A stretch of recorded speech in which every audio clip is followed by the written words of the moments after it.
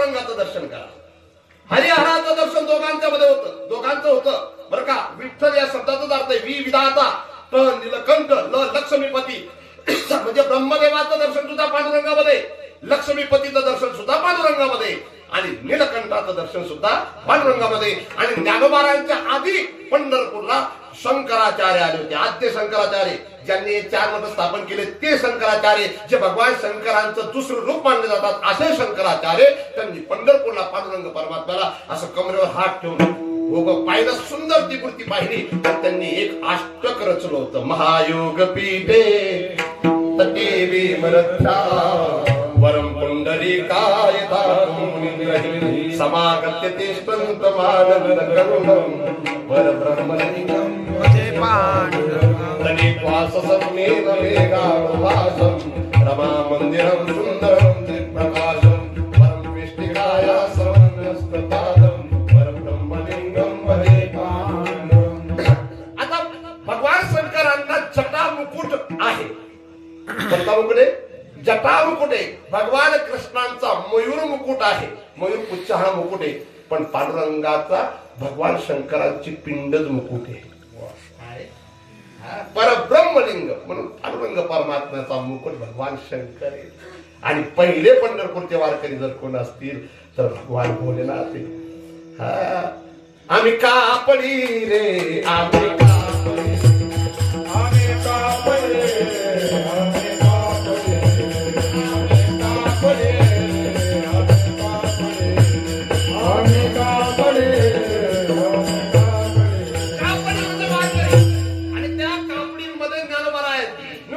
ते सर्व आहेत. आणि भोलेनाथ सुद्धा हातात झेंडा घेऊन येत. दाड दाड दाड दाड दोड दोड दोड दोड पट सुटला कणकाळा सोमवारचे अभंग. वारकरी संप्रदायामध्ये सोमवारचे अभंग, मंगळवारचे अभंग, बुधवारचे अभंग, गुरुवारचे अभंग, शुक्रवारचे अभंग, शनिवारचे अभंग, रविवारचे अभंग. पण सर्वांचं वर्णन करत असताना शेवटी पांडुरंगाजवळ देतात. तर नरहरी सोनार सुद्धा एक भगवान शंकरांचे भक्त. रावण किती नालायक होता, पण रावण सुद्धा किती सुंदर भक्त होता. आज मी रावणाने जिथं 9 मुंडके तोडले होते. हो एवढा लांब नको पाय घालू रे. मला होतं उडा नाही ना, ते लांब पाय घालाय.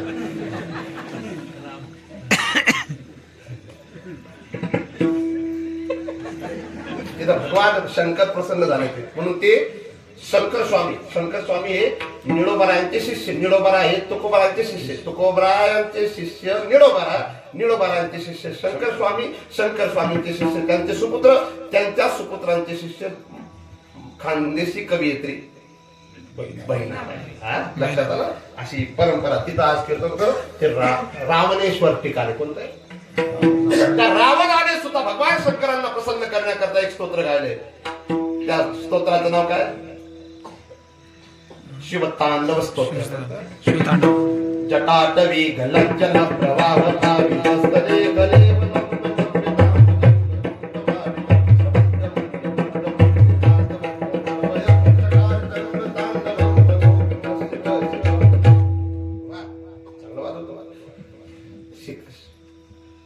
जटाकटाह संभ्रम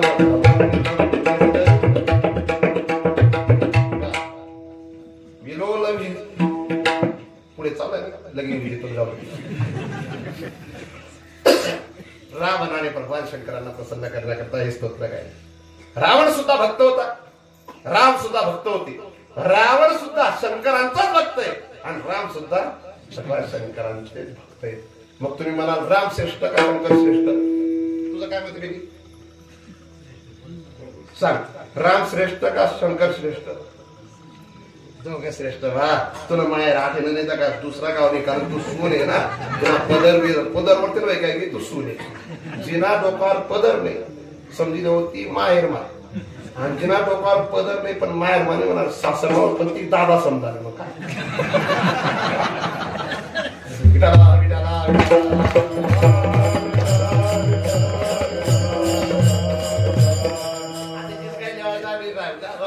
टेन्शन नाही. मी काय सांगितलं बोलले. तर रावण सुद्धा भक्त आहे, राम सुद्धा भक्त आहे. नवे परशुराम सुद्धा भगवान शंकरांचेच शिष्य. नृसिंह भगवान सुद्धा यांच्यासाठी नृष्य भगवंताच्यासाठी वृषभ अवतार भगवान शंकरांनी धारण केला होता. सर्वच संबंध आहे हरिहराचा एक. ते जे नंदिकेश्वर दिसतात ते नंदिकेश्वर कोण आहे? जे पार्वती माता ते कोण आहे? जे गरुड आहेत ते कोण आहेत? जी लक्ष्मी ती कोण आहे? असा जर तुम्हाला प्रश्न केला तर त्याचं उत्तर फार गोड आहे. 2च 4 आहेत आणि 4च 2 आहेत आणि 2च 1 आहेत. समुद्र मंथन आहे भागवतात ऐकलं ना? एकदा या वटारला भागवत कथा करायची आम्हाला, तेव्हा तुम्हाला सर्वांना बोलून घेईन मी. भागवत कथा ऐकल्याशिवाय पूर्ण विस्तार सापडत. समुद्र मंथन झालं होतं. चिमणा तारीख देणार तरुण. समुद्र मंथन का बरं झालं? काहीतरी झालं होतं. कसं झालं होतं माहितीये का? गुवाहाटीची सुरुवात झाली होती तसं झालं. समुद्र मंथन कस काय ते आमच्या वडिलांनी आमच्या वडिलांना वचन दिलं होतं. तिथून ती समुद्र मंथनाची सुरुवात झाली ती का सुरुवात. आणि त्याचा परिणाम इतका बाहेर भोगावा लागला महाराष्ट्राला. समुद्र मंथनाचं कारण असं होतं, या गावातल्या तरुणांनी महादेवाच्या साठी कीर्तन ठेवलंय. पण त्या काळातले तरुण म्हणजे इंद्राच्या आजूबाजूचा इंद्राकडे संपत्ती आली. हे गाव इतकं सुंदर आहे. हे गाव कष्टाने संसार करतं आणि कष्ट करून श्रीमंत आहेत. फक्त माझी तरुणांना प्रार्थना आहे, तुमच्या पूर्वजांनी या जमिनी अशा कोरून असे खड्डे करून सरळ बनवलेल्या आहेत. म्हणून तुम्हाला आयत्या भेटलेल्या जमिनी या काही इतक्या सहज भेटलेल्या नाहीत. त्यांच्यासाठी तुमच्या पूर्वजांनी खूप सहन केलं नाही. पण इंद्राकडे अशी संपत्ती आली आणि इंद्राला स्वर्गाचा राजा ब्रह्मदेवाच्या इच्छेने बनवला गेला. स्वर्गाचा राजा झाला. संपत्ती स्वर्गातली त्याला प्राप्त झाली. आणि दुर्वास ऋषींनी विचार केला, जर स्वर्गाचा राजा झाला असेल इंद्र तर आपल्या गळ्यातली माळा सुंदर, आपल्या हातांनी बनवलेली माळा सुंदर इंद्राच्या गळ्यात टाकली. इंद्राने त्याच्या ऐरावताच्या सोंडेवर टाकली. ऐरावताने त्याच्या पायाखाली तुडवली. आणि दुर्वास ऋषींनी शाप दिला, आणि ज्या संपत्तीच्या मदाने उन्मत्त झाला ती संपूर्ण संपत्ती तुझी स्वर्गातली समुद्रात जाऊन पडेल आणि तू भिकारी बनशील आणि तुझ्या आजूबाजूचे देवी देवता सुद्धा भिकारी बनतील. नंतर काय झालं?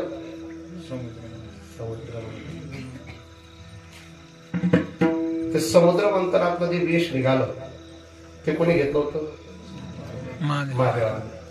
महादेवाचा फक्त गळा निळा झाला, पण भगवान विष्णू अख्खा निळा झाला. भजन करा रे हरिहरा नारायण शिव शंकरा, माझे बोलणे अवधारा भेदन करा. एक तो एक वेगळा नाही, हा दृष्टांत तेथीचा पायी. शंभूने किडिले हळहळा, तेने विष्णू झाला निळा. देखत देखत गवारातनी होशी. शक्ती रूपी शारंग पाणी, पार्वती माता शारंग पाणी आहे. शारंग पाणी म्हणजे कोण?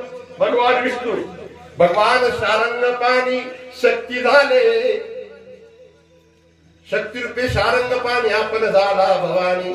शारंगर नंदी होऊन सन्मुखासनी बैसला. आणि शारंगर नंदी म्हणून भगवान विष्णू नंदी आहेत. पार्वती माताच भगवान विष्णू आहेत. आणि आपण आता लक्ष्मी रूपे आपण हरू, देवेवरला शारंग धरू. गरुड रूपे महेश्वर, वान झाला विष्णूचे. म्हणून वान भगवान विष्णूंचं गरुड भगवान शिव आहे. आणि भगवान विष्णूंची पत्नी लक्ष्मी सुद्धा भगवान शिव आहेत. म्हणून या दोघांना एकमेकाचा भक्तही मानावं, एकमेकाचा मित्रही मानावं आणि एकमेकाचा सेवकही मानावं. विठ्ठला विठ्ठला.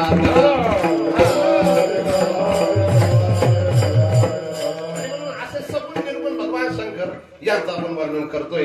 तर असे सगुण भगवान शंकरांचं वर्णन करत असताना नरारी सोनार महाराज पहिल्या चरणात सांगताय, भस्माभूती रुंडमाळा,